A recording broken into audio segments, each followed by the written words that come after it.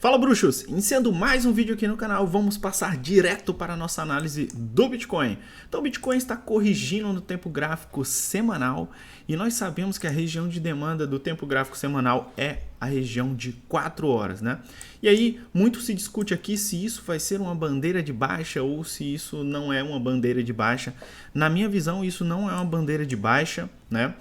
Você pode até tratar como uma bandeira de baixa a partir do pressuposto de que todo movimento de retração dentro de uma região de 0,382 de Fibo tem uma maior probabilidade de corrigir para baixo. A grande questão aqui é que a gente começa a entrar num ponto muito sensível, porque nós já estamos dentro de uma região de demanda com diminuição da pressão de venda. Então, isso se caracteriza mais como uma região de acumulação para a formação desse fundo ascendente do que propriamente uma bandeira de baixa, porque toda continuidade de baixa que nós tivermos aqui vai ser uma oportunidade de compra, dado que nós teremos divergências altistas, tá? De RSI. Então, eu tenho comigo a maior probabilidade disso ser uma região de acumulação,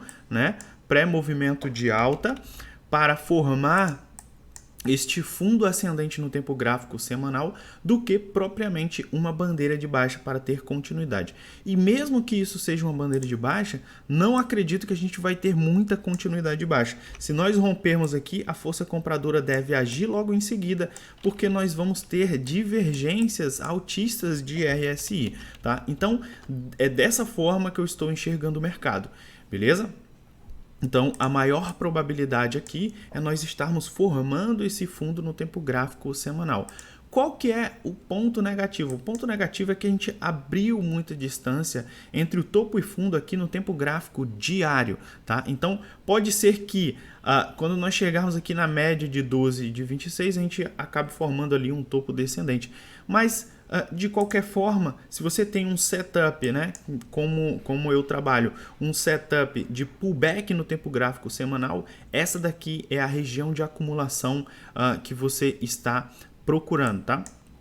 E aí, essa região de acumulação, ela perde um suporte preliminar aqui, vem testar o fundo no movimento, tendo um clímax de volume, depois ele retesta o fundo do movimento com divergência altista, tá? E isso tudo aqui faz parte, né, da teoria de Wyckoff, né? Você tem aqui primeiro um suporte preliminar, depois você tem um teste aqui do fundo com um clímax de volume. Você tem um primeiro repique, né?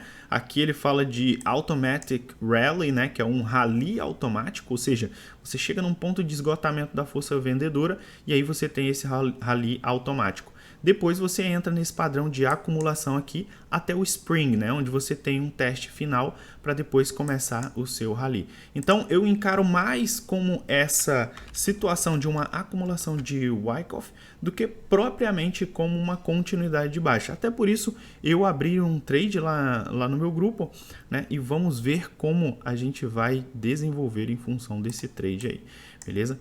Nasdaq. Olhando para a Nasdaq, agora a gente vê também certa descontinuidade da força vendedora, né? A gente, aqui no tempo gráfico de 1 hora, nós já entramos em uma região de sobrevenda muito extrema e estamos aqui tentando formar um ombro, cabeça, ombro invertido, que é um padrão gráfico, né? Que rompe para cima, tem maior probabilidade de romper para cima e é um padrão gráfico que entra num contexto de inversão de tendência. Então, o tempo gráfico de 1 hora está tentando inverter essa tendência, tá?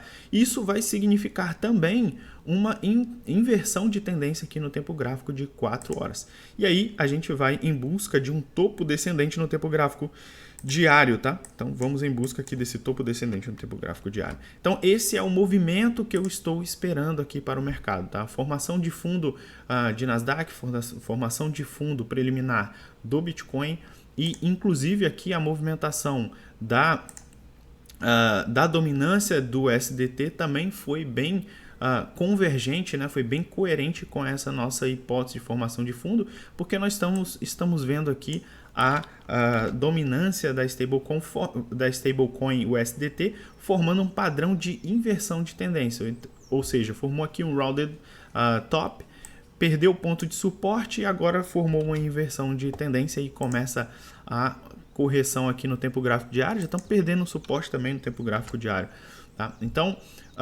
dentro dessa perspectiva, o que isso significa? Significa que o capital está migrando, está saindo de USDT para as outras criptomoedas, né? Tanto para as altcoins como para o Bitcoin. E aí a gente começa a ver o mercado assim, ó, todo verde, né? Porque a gente está tendo fluxo de capital das stablecoins para as altcoins e para o Bitcoin. Então é dessa forma que eu estou vendo os padrões, né, para o Bitcoin, para a Nasdaq, formação de fundo no tempo gráfico semanal. Pode ser que a gente ainda forme um topo descendente aí no tempo gráfico diário, mas aí a gente vai ter que analisar mais para frente. E aí acabei montando aqui um trade nessa oportunidade aqui em Matic, né, que formou aqui o nosso setup H4. Tivemos aqui um fundo triplo, né, com uma divergência sobre venda extrema aqui no tempo gráfico de 4 horas. Então podemos esperar aqui pelo menos um repique, né, rompendo esse triângulo ascendente aqui. Se nós olharmos pelo tempo gráfico de 1 hora, aqui, a gente vê que nós estamos formando aqui um triângulo ascendente, que tem maior probabilidade de romper para cima e ter continuidade do movimento, né? Uma primeira projeção desse movimento, né? Seria aqui em torno de 89 e 34, tá? Então, esse é o movimento que eu estou esperando para o mercado, esse é o movimento que eu estou esperando para a Matic, né? O stop vai ficar aqui no fundo desse movimento, olha só, no fundo dessa divergência aqui, altista, e aqui eu vou encarar como um swing trade e deixar ele flutuar um pouco mais, tá? Então, essa foi a minha análise de hoje, espero que você tenha gostado, espero que tenha te ajudado, né? De olho nessa formação de fundo agora do Bitcoin e de Nasdaq, tendo esse fluxo de capital migrando das stablecoins para o Bitcoin e para as altcoins e esperando uma leve continuidade de alta aí. Olhando aqui as análises, né, que eu mando lá no meu grupo dos bruxos, a gente vê aqui, inclusive eu tinha comentado aqui com eles que nós estamos com as taxas de funding todas negativas e caso a gente tenha esse rompimento de topos anteriores, a gente pode ver aí um short squeeze, né? E aí nessa situação de short squeeze, o preço tende a subir um pouco mais rápido, mesmo sem tanto volume de compra.